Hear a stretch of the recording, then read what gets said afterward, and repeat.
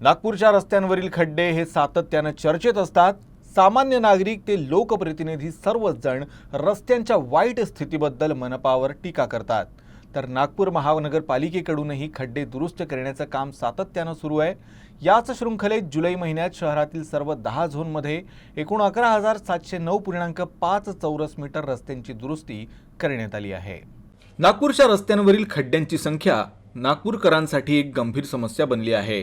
पावसाळ्यात ही समस्या आणखी गंभीर बनते, ज्यामुळे वाहतुकीचा वेग कमी होतो आणि अपघातांचा धोका वाढतो। सामान्य नागरिकांपासून लोकप्रतिनिधींपर्यंत सर्वांनी रस्त्यांच्या वाईट स्थितीबद्दल नाराजी व्यक्त केली आहे। मात्र महानगरपालिका खड्डे दुरुस्त करण्यात सतत गुंतलेली असल्याचा दावा करते। या अंतर्गत जुलै महिन्यात शहरातील सर्व 10 झोनमध्ये एकूण 11,709.5 चौरस मीटर रस्त्यांची दुरुस्ती करण्यात आली। महापालिकेच्या सार्वजनिक बांधकाम विभागाने दिलेल्या माहितीनुसार सर्व 10 झोनमध्ये खड्डे दुरुस्तीचे काम करण्यात आले आहे। ज्या रस्त्यांवर वाहतुकीचा ताण जास्त आहे किंवा ज्या रस्त्यांवरून नागरिकांकडून सर्वाधिक तक्रारी आल्या आहेत त्यांना प्राधान्य देण्यात येत आहे। महापालिकेने एका महिन्यात 546 खड्डे दुरुस्त केले आहेत, ज्यामध्ये 11,709.5 चौरस मीटर रस्त्याची दुरुस्ती करण्यात आली आहे।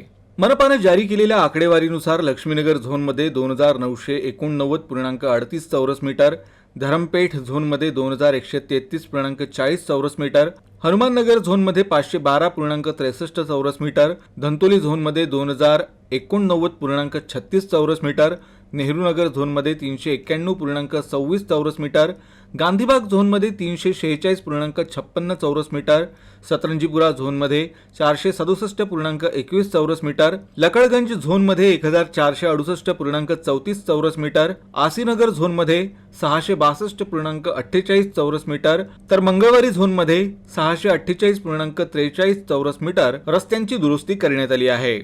मोबाईल ॲप्स, हेल्पलाईन आणि झोन कार्यालयांद्वारे खड्डे ओळखले जात आहेत। प्राप्त तक्रारींच्या आधारे दुरुस्तीचे काम वेळेवर पूर्ण केले जात आहे।